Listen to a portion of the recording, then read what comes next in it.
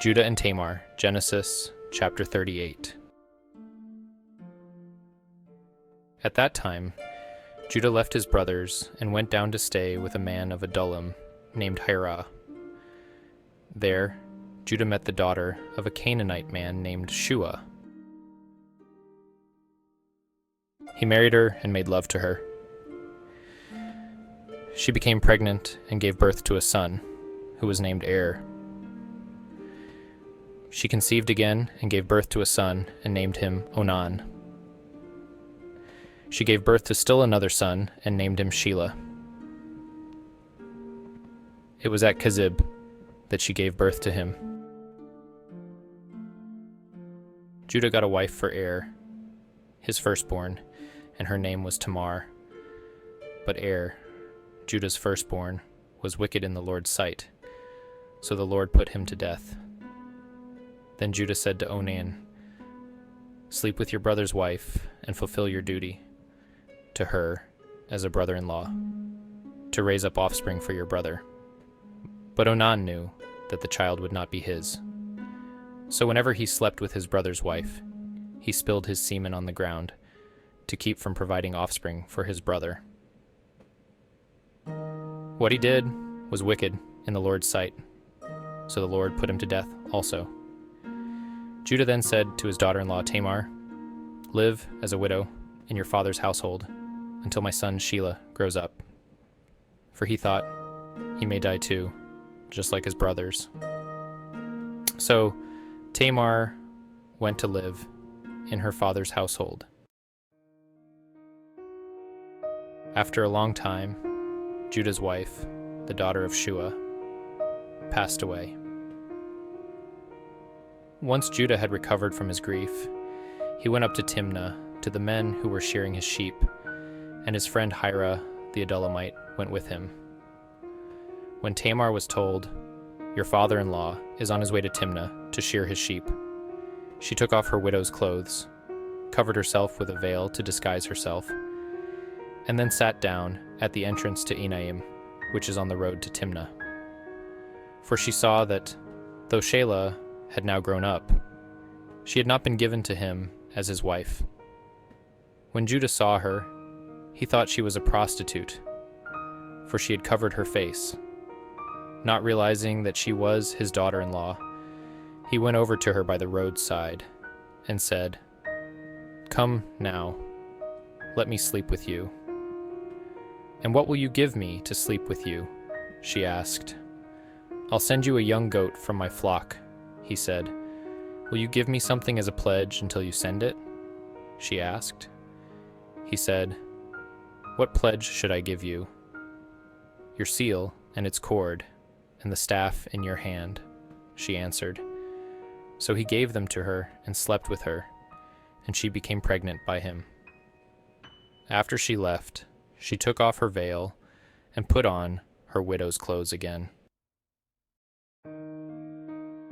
Meanwhile, Judah sent the young goat by his friend the Adullamite in order to get his pledge back from the woman, but he did not find her. He asked the men who lived there, "Where is the shrine prostitute who was beside the road at Enaim?" "There hasn't been any shrine prostitute here," they said. So he went back to Judah and said, "I didn't find her. Besides, the men who lived there said, 'There hasn't been any shrine prostitute here.'" Then Judah said, "Let her keep what she has, or we will become a laughingstock. After all, I did send her this young goat, but you didn't find her." About 3 months later, Judah was told, "Your daughter-in-law Tamar is guilty of prostitution, and as a result, she is now pregnant."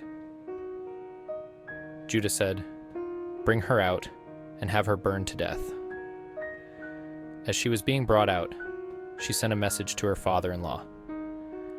"I am pregnant by the man who owns these," she said, and she added, "See if you recognize whose seal and cord and staff these are."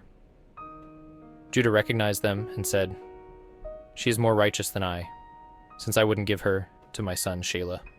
and he did not sleep with her again. When the time came for her to give birth, there were twin boys in her womb. As she was giving birth, one of them put out his hand, so the midwife took a scarlet thread and tied it on his wrist and said, "This one came out first." But when he drew back his hand, his brother came out, and she said, "So this is how you have broken out." And he was named Perez. Then his brother, who had the scarlet thread on his wrist, came out, and he was named Zerah. This is the word of the Lord. Thank you for joining us today on BMore with God, as we explored the intense and complex story of Judah and Tamar in Genesis 38. This narrative challenges us with themes of justice, deception, and the consequences of our actions. It pushes us to think about the importance of accountability and righteousness in our own lives. As we reflect on Judah's transformation from deceit to an acknowledgement of Tamar's righteousness, let us consider our paths towards personal growth and integrity. How do we handle our mistakes, and are we open to learning from them? This story invites us to seek truth and justice in our interactions, inspiring us to lead lives that align with God's will. Remember to engage with us by liking, subscribing, and hitting the notification bell to stay updated with our discussions. Join us next time on Be More with God as we continue to uncover the depths of biblical stories and their relevance to our lives today. If Genesis 38 has sparked any thoughts or reflections, please share them in the comments below. Let's cultivate a community where we can learn and grow together in faith. Until our next video, may you walk in the light of understanding and the strength of God's wisdom, and may you continue to strive to be more with God in your daily walk. God bless you,